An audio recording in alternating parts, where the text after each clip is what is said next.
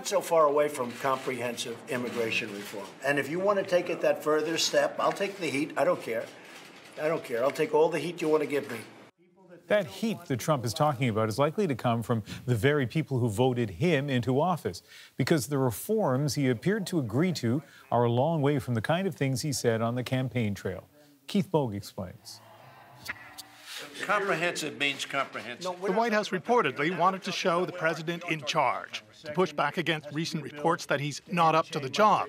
So, for nearly an hour, news cameras rolled on the sausage-making of legislating. On addressing DACA. Congressmen and women from both parties negotiated with the president about immigration reform and whether to handle it issue by issue or deal with everything together in a comprehensive package. This should be a bill of love, truly. At times, Trump seemed not to follow what was being discussed. Democratic Senator Dianne Feinstein asked him if he'd consider a bill to protect DACA immigrants, that is, immigrants who were brought to the country as children and have made their lives in America. What about a clean DACA bill now?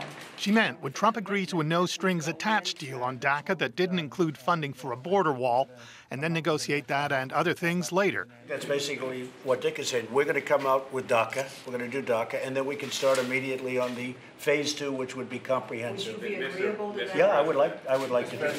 Republican House Majority Leader Kevin McCarthy jumped in to straighten Trump out. But I think that's what she's saying. I think she's saying something different. Trump's openness to comprehensive reform set off alarms among his supporters, who fear that could include amnesty and a path to citizenship for people who arrived in the country illegally.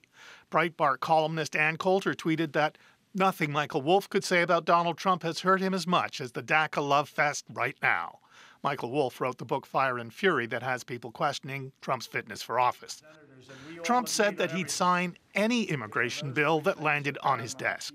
I'm not going to say, oh, gee, I want this or I want that. I'll be signing it. Trump's staunchest supporters voted for him because they believed he was a hardliner on immigration who would tell Congress what to do, not the other way around.